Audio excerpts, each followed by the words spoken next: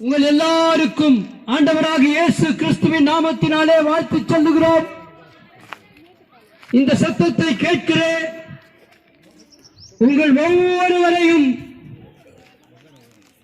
ஆண்டவராக இயேசு கிறிஸ்துவின் நாமத்தினாலே உங்கள் குடும்பங்களிலே சந்தோஷம் சமாதானம் உண்டாவதாக என்று வாழ்த்துகிறோம். இப்பொழுதும் கூட ஒரு நற்செய்தியை உங்களுக்கு அறிவிக்கும்படியாக சென்னை பட்டணத்திலிருந்து நாங்கள் வந்திருக்கிறோம். இந்த நற்செய்தி எங்கள் வாழ்க்கையை மாற்றிய செய்தி. எங்கள் வாழ்க்கையை மாற்றின இந்த செய்தி உங்கள் வாழ்க்கையை மாற்ற வேண்டும் என்கிற ஒரு மிகுந்த நல்ல எண்ணத்தோடு கூட இங்கே வந்திருக்கிறோம். அன்பான தாய்மார்களே, சகோதர சகோதரிகளே, வேதம் சொல்லுகிறது, கிறிஸ்துவானவர் வேத வாக்கியங்களின்படி நம்முடைய பாவங்களுக்காக மரித்து அடக்கம் பண்ணப்பட்டு வேத வாக்கியங்களின்படி 3ஆம் நாள் உயிர்த்தெழுந்தார் என்று சொல்லப்பட்டிருக்கிறது. அன்புக்குரியவர்களே, இந்த உலகத்திலே தெய்வம் படைத்த எல்லாம் அந்த தெய்வத்துக்கு கீழ்ப்படிந்து சரியாய் நடக்கிறது. அது சூரியன் ஆனாலும் சரி, சந்திரன் ஆனாலும் சரி, வீசுகிற காற்றானாலும் சரி, மழையானாலும் சரி, எல்லாம் அந்த தெய்வம் எப்படி படைத்ததோ அப்படியே இயங்குகிறது. அன்புக்குரியவர்களே, ஒரு 2 நிமிடங்கள் உங்கள் செவிகளை இந்த சத்தத்துக்கு நேராக திருப்புங்கள். உங்கள் வாழ்க்கையில் ஒரு மிகப்பெரிய ஒரு மனம் திரும்புதலை கொண்டு வரும் என்பதை நாங்கள் உறுதியாக அறிவிக்கிறோம். அம்மா, ஐயா, ஒரு மாமரத்தின் மீது ஒரு கல் இருந்தாலும் அது நமக்கு கனியைத்தான் கொடுக்கிறது. ஐயா, சந்தன மரத்தை வெட்டினாலும் அது சந்தன வாசத்தை தான் நமக்கு தருகிறது. ஒரு மலரை நாம் கசக்கி பிழிந்தாலும் அதிலிருந்து மலரின் வாசனை தான் வருகிறது. நீங்கள் கரும்பை கடுத்து தின்னாலும் அது இனிப்பு சுவையை தான் தருகிறது.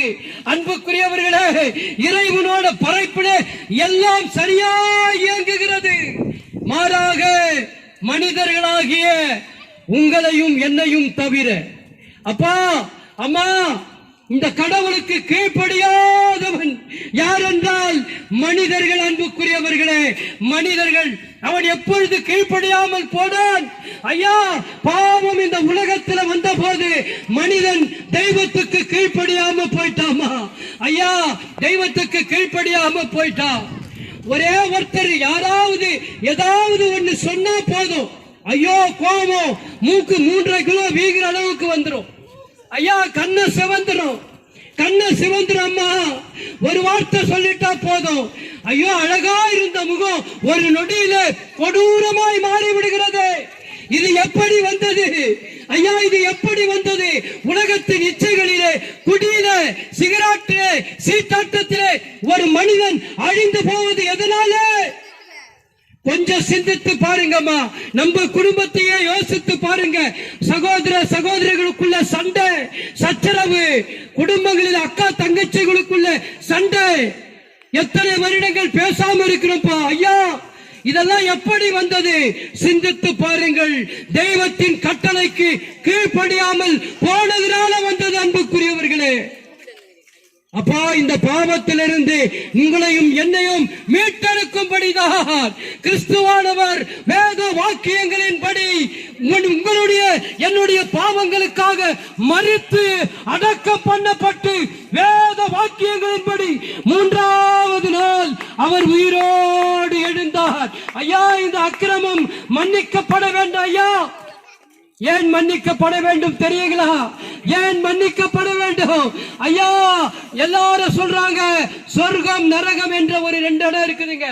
இந்த உலகத்துல நீங்களும் நானும் வாழ்ந்த வாழ்க்கைக்கு கணக்கு ஒப்புவிக்கப்பட வேண்டும்.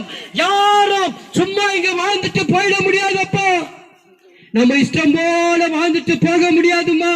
ஐயா, ஒரு குடும்பத்தை அழிச்சிட்டு, ஒரு குடும்பத்தை மென்டலாக்கி நடு ரோட்ல ஓட விட்டுட்டு, ஒருத்தரை அழிச்சிட்டு தான் மட்டுமே சுகமாய் வாழலாம் என்று நினைக்கிற அந்த மனிதன் யாராக இருந்தாலும் ஒரு நாள் கணக்கு ஒப்புவிக்க வேண்டும். ஒரே தரம் மறிப்பதும் பின்பு நியாய தீர்ப்பு அடைவதும் மனுஷனுக்கு நியமிக்கப்பட்டிருக்கிறது. ஐயா, இதை மறந்து விடாதீங்க அம்மா. நம்ம இஷ்டம் போல குடிச்சு வாழ்ந்து செத்துட்டு அப்படியே இந்த உலக வாழ்க்கை முடிந்து விடுகிறது என்று யாரும் நினைக்காதீங்க. இந்த உலக வாழ்க்கைக்கு பிறகு ஒரு வாழ்க்கை இருக்கிறது, ஒரு வாழ்க்கை இருக்கிறது, ஒரு வழக்கு இருக்கிறது. உங்களையும் என்னையும் படைத்த அந்த தெய்வத்துடன் ஒரு வழக்கு இருக்கிறது என்பதை மறந்து விடாதீர்கள், மறந்து விடாதீர்கள். ஐயா, அங்க போய் நிற்கும் போது வெக்கப்பட்டு நின்று விடாதபடிக்குதான் கிறிஸ்துவானவர் இந்த உலகத்தில் உங்களுடைய என்னுடைய பாவங்களை மன்னிக்கும்படி இந்த உலகத்துக்கு வந்தார்.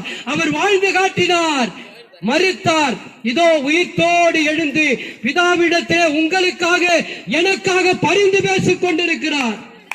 ஐயா, இதுல நாங்க சொல்ல வர காரியம் என்னன்னா, முடிவாக நாங்கள் ஒன்று சொல்லுகிறோம்.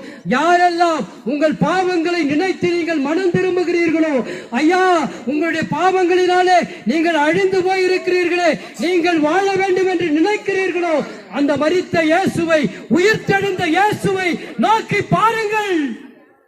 உங்கள் வாழ்க்கை மறுரூபம் அடையும்பா, உங்க வாழ்க்கை மறுரூபம் அடையும், உங்கள் பாவங்கள் மன்னிக்கப்படும். உங்களை ஐயா, இந்த உலக வாழ்க்கைக்கு பிறகு ஒரு வாழ்க்கை இருக்கிறது என்று சொன்னே, அந்த வாழ்க்கை பரலோகத்தின் வாழ்க்கை. அந்த பரலோகத்தின் வாழ்க்கையில உங்களையும் என்னையும் கொண்டு சேர்க்க வேண்டும் என்பதற்காகத்தான் கிறிஸ்து இயேசு இந்த உலகத்துக்கு வந்தார். இதுதான் நற்செய்தி. அன்புக்குரியவர்களே, இதுதான் நற்செய்தி. இதுவரைக்கும் நீங்க எப்படி வேணாலும் வாழ்ந்திருக்கலாம்.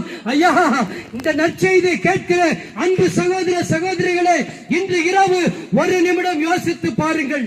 உங்கள் வாழ்க்கை நீங்கள் பிறந்தது வரைக்கும் இதுவரைக்கும் உங்களுடைய வாழ்க்கை எப்படி இருக்கிறது? சந்தோஷத்தோடு, சமாதானத்தோடு, நிம்மதியான வாழ்க்கை நீங்கள் வாழ்ந்தது உண்டா? யோசித்து பாருங்கள்.